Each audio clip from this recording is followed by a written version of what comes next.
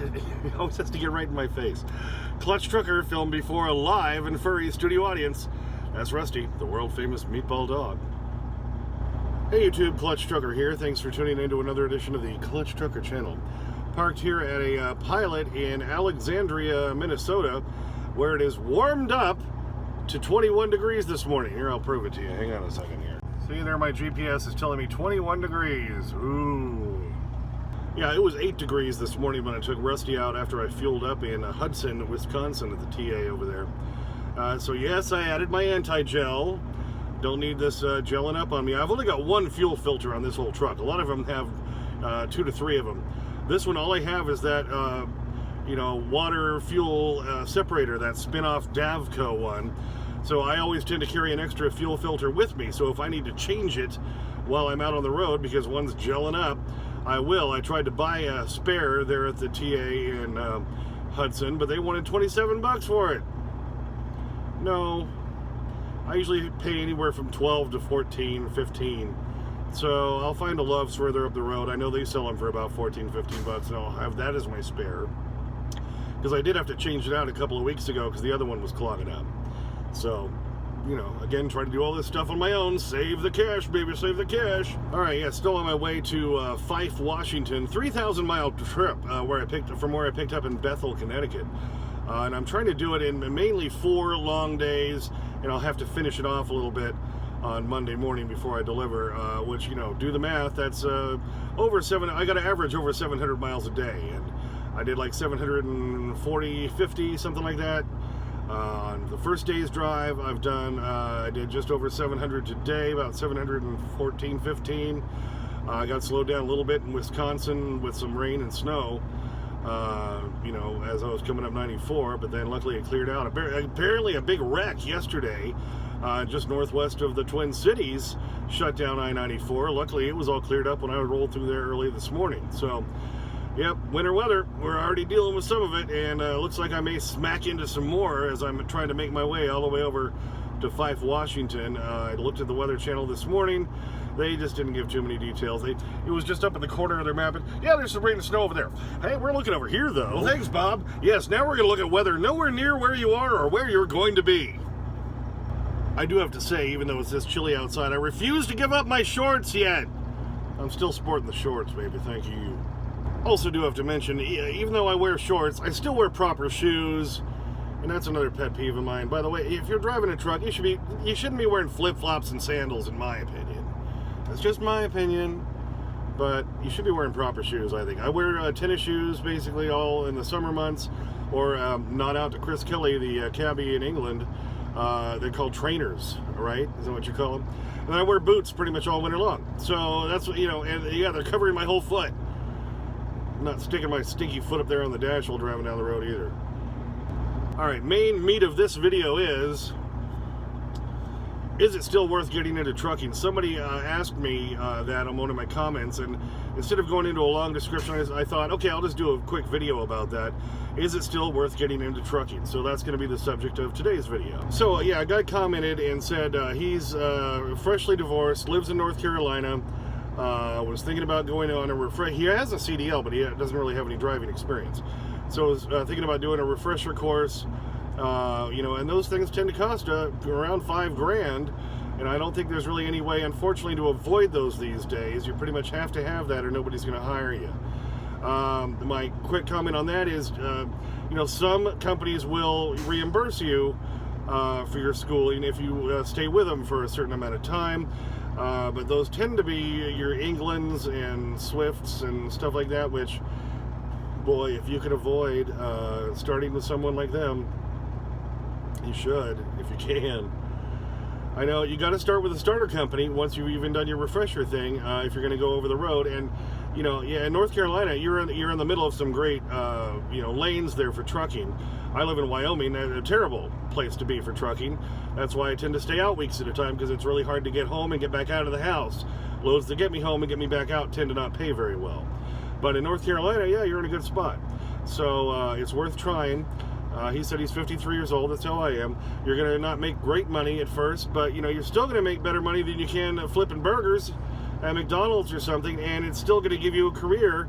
If you're not going to retire until you're at least 65, you need something for the next 12 years, so you might as well dive on in. The one thing trucking has proved with the whole pandemic is it survives. For a couple of months there, yeah, the rates got pretty lousy, but overall, I was still working, and I ran the math when the rates were plummeting, and it still wouldn't have paid me to drive the truck home and park it and get a local job. I still wouldn't have made as much as I do driving the truck. So, yeah, the short answer is still it's worthwhile to get into trucking. Now, he mentioned he's 53, which is how old I am. And like I said, that's one thing about this business is really, if you're an older man or woman, this is a good business to get into because, for one, you can do it then until you retire or you're tired of doing it. You've learned a new skill, you've got a new career, and it's something you can keep doing. I mean, they always need truck drivers. You always keep hearing about a truck driver shortage, which, is here nor there, but you can always get a job. Okay, there's always jobs out there to get. Yeah, you'd probably rather have something regional where you get home more often. Yeah, we'd all love to have that pays well enough, but where I live, it doesn't pay well enough to do that, so that's why I stay out over the road. But and I'm an owner-operator. I own my own truck and trailer, so I'm making really good money compared to just company drivers. But I also take a lot of risk owning my own truck and trailer and all that. Like I know I've got a bad wheel seal on my trailer. I got to get replaced soon. I'm due for another DOT. I'm due for another oil change. I got to put new brakes on the trailer probably. They're about due. There's always something coming up. I just, put some new steer tires on this damn thing. But, you have to try to make enough money each month so that, you build those costs in. And yeah, overall, I'm doing pretty good even with all that. But as a company driver, you're not going to do quite as well. But still, you're going to do a lot better than you can doing most little, minimum wage jobs in your local area. And it's going to give you a career to run until you're done, until you say I'm done. The other great thing you have about being your age is you just have overall life experience, and that's going to help you because that's why insurance rates are the highest for young men because when we're young and stupid, as all of us were when we were that age, you tend to do stupid crap. The guy who whips around in and out of the lanes down the interstate and cuts you off and flies over to that exit. You think he's over 40? No. He's probably 18, 23, something like that. We're stupid when we're young. So, companies are going to be more apt to hire somebody your age, my age, in this business. In most businesses, it's going to be against you. Your being older actually works for you in the trucking business because they know you probably have got your kind of crap together. You've got life experience. You're going to be a little more cautious driving their vehicles. They're more apt to hire you. So yeah, for somebody in their 50s or something, it's kind of a good business to get into, and it's something you can do until you retire. I've touched on this in other videos. Unfortunately, yeah, you're going to have to pay for that school, and that sucks. Okay, and you're going to have to start with a starter company. Like, Swift, England, CRST, there's tons of them out there. May Trucking's who I started with. They're one of the better starter companies. I will recommend them for that. I stayed with them about 7 months and I moved on. Then I went to Well Companies. They're okay. I don't think they take people right out of school. Maybe if you're this age and you've had at least your CDL, they might. So there's some that'll do that. And they'll stick you with a trainer for a little while, and then you're out on your own making money. Like I say, try to avoid Swift in England if you can. CRST doesn't have the best rep, but they're a little bit better. And just check into the companies that will take ones right out of school with a refresher course or something. I just try to stay away from Swift in England, really. They have a bad reputation for a reason. Another great one I heard about Swift. I always say, sure wish I had formal training for Swift. Another one somebody told me the other day that just made me laugh. Stevie Wonder, Institute for Trucking. All right. So now the long answer is, yeah, it's worth getting into still because, anything and everything you buy in your home, that you buy groceries and everything comes on a truck. Everything. Okay? And a lot of people forget that. All they think of, most people's attitude of trucks is, we're big, we're slow, we're in their way. But everything comes on a truck at some point. You know, and people say, well, you know, when I shop locally in my grocery here, yeah, but, you know, everything in that grocery store came on a truck at some point. Everything comes on a truck, and it will continue to be that way for many, many more years. So pretty much, you know, the pandemic proved it. Trucking continues because people still need stuff. You know, even though a lot of the stores were closed for a while, you know, there were some that were, you know, grocery stores and everything were still open. You know, so everything comes on a truck. This job won't be going away. There's always going to be a need for truck drivers, so that's why it's still a good business to get into, even if you're like my age, because then you've got a job and you can keep doing it until you're done. Either you retire or you just don't want to do it anymore. Okay, look out. Completely switching subjects. After I got parked here, I bought another rack of water. And what I don't like is they tend to mainly sell them in those giant, you know, 36, 48 packs, you know, a metric ton of water. I don't need that much in my truck, thank you. I know it's cheaper to buy them that way, but I've only got about so much room.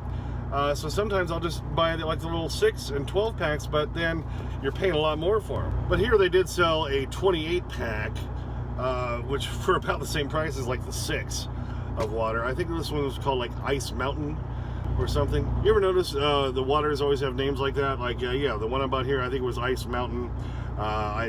Some other ones I had, I've got one up here somewhere. What is it?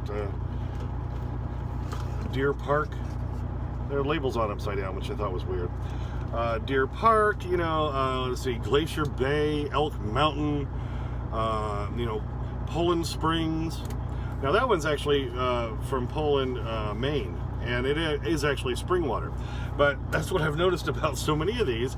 You think you're buying, you know, you think since it's bottled water, it's probably spring water. Hey, most of them ain't. Now the Deer Park, I was reading the label here, I had my glasses on to read it. Now this does say Frontier Springs, located in New something or other, Pennsylvania, and it lists a few other towns that are basically, you know, saying it's basically spring water. The Nestle Pure Life, if you're a fan of that one, guess what? This is just purified water. That's all it says, which means they don't have to say where it came from. They say they purify it through reverse osmosis, which means it's probably tap water that then they purify. Okay, and then like, let's see, Dasani. There's a big Maine brand. Well, here this one says, sources, well, it doesn't even say the sources. It just says minerals added for taste, and again, purified. I know, like, I think it's the Arrowhead that you can get like in the western states. It's Denver tap water, and it says it on the label. That's all it is. They just pull it, take it out of the tap, and shove it in a bottle. Hey, they don't even do a damn thing to it. Oh, reading more closely on the Nestle Pure Life, yeah, it does say purified water, and it does say sources deep protected well in Brenningsville, Pennsylvania, or public water supply, Allentown. Tap water. And when we lived in Tulsa, the source was the Arkansas River. Yeah, and some people were telling me that until they added a better filtration system on the plant there, they'd turn on the tap and little fish would come out. So, you know, you're buying these bottled waters and you think it's all that special, and no, there's only a few that are actually from springs. Most of them are just, you know, like I said, a lot of them are just tap water. Some of them they purify it, and some they don't. They just shove it in the bottle. So that just kind of cracks me up, because you think you're getting something special, and a lot of times, you know, no, it's just tap water. But growing up in Colorado, in Golden, Colorado, where I grew up, our tap water was actually very good. It was mountain water. It came from the top of Lookout Mountain, and it was, you know, snow runoff kind of water, but it was actually good water. So sometimes that can be a good thing. I've lived in places like East Texas where the water smelled foul. So if you really, you know, want to know where your water's coming from, read those labels, because just because it's bottled water don't mean it's any better than what comes out of the tap, baby. Yep, you gotta dig deep to find that out. Yeah, I took Rusty out when it was like 8 degrees this morning, and a little cold for his tootsies. Well, the nice part is he did his business real quick. That's That's the good thing about when it's this cold. Yeah, he doesn't like being out there walking around on that cold ice and ground too much either. So, you know, at least he speeds things up. Hey, thanks for tuning in. As always, please subscribe. Please comment. Please like. I get to your comments. It takes me sometimes a day or two, or sometimes even more, because I'm a working truck driver. Ring that bell for notification. As always, sniff that magic YouTube fairy dust. Clutch and Rusty, out.